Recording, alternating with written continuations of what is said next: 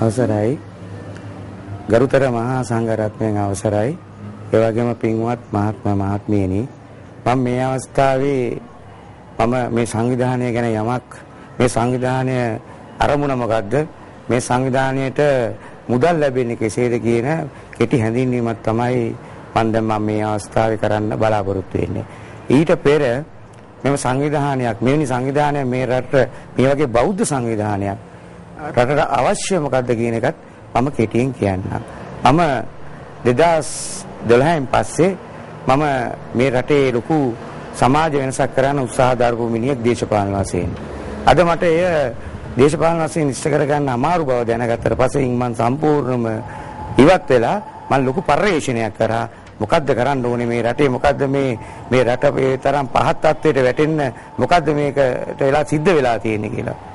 එතෙන්දී මම ගොඩාක් පොත්පත් කියවන්න පටන් ගත්තා. විශේෂයෙන් ඉන්දියාවේ මහත්මා ගාන්ධි, ලංකාවේ අනගාരിക ධර්මපාලතුමා, ඒ වගේම ඊ.ඩබ්ලිව් අධිකාරම් මහත්මයා, ඒ වගේම මෑතකදී සිසිරචන්ද වීරක්කොඩි මැතිතුමා. ඉතින් ඒ අයගේ ඒ පොත්පත් ඒවා සියල්ලම කියවීම පස්සේ මේ සමාජ විපර්යාසයට හේතුව මම පැහැදිලිවම දැනගත්තා අපි කොතනින්ද පටන් ගන්න ඕනේ කියලා. ඔය සියල්ලකම තියෙන බුදු පියාණන් වහන්සේගේ බුදුදහම. බුදුදහම කියන්නේ පළමුවෙන්ම බුදු පියාණන් වහන්සේගේ බුදුදහම ඒකරාශී කරලා ත්‍රිපිටකය ඒකරාශී කරලා බැලුවොත් පළමුවෙන්ම තියෙන්නේ අවිහිංසාව. අවිහිංසාව කියන්නේ මොකද්ද?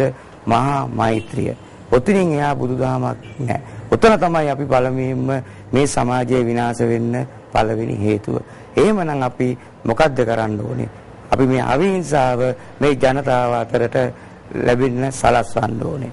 එතෙන්දි මම තීරණය කරා මේක කොතනින්ද මම පටන් ගන්න ඕනේ කියලා. මම පටන් ගන්න ඕනේ දරුවන්ගෙන්. ඒ නිසා මම තීරණය කරා පාසල් දරුවන්ගෙන් සහ දහම් පාසල් මාර්ගයෙන් සියලුම බෞද්ධ විතරක් නෙවෙයි බෞද්ධ මුස්ලිම් කලික සියලුම ආගම්. මොකද ඒවැ මේ මෛත්‍රිය කිව්වම ඒ ආගම් වලත් මේකට සම්බන්ධයි. ඒගොල්ලෝ ප්‍රේමය කියලා කියනවා. ඒගොල්ලෝ සාමය කියලා කතා කරනවා. ඒ සියල්ලකම අරමුණ මොකද්ද?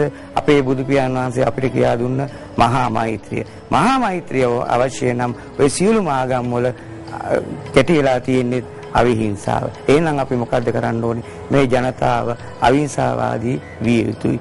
අපි මොකද්ද එතෙන්දි කොහොමද පටන් ගන්න ඕනේ? එතෙන්දී අපි ශ්‍රී ලංකා අවිහිංසාවාදී මහා සංගමය නමින් මහා සංවිධාන ජාලයක් ගොඩනගලා පූජා උත්තම පූජා නමින් ධර්ම සංගායනා ධර්ම යාත්‍රාවක් මේ රටේ දියත් කළා අමාරයි දැනටම.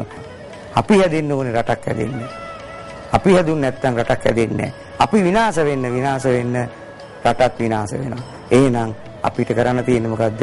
මේ දරුවන්ගේ මේ සමාජය අපි ගොඩනගන්න මේ සමාජයේ මේ දරුවෝ යහපත් දරුවෝ හැටියට මේ රටට දායාද කරන්න.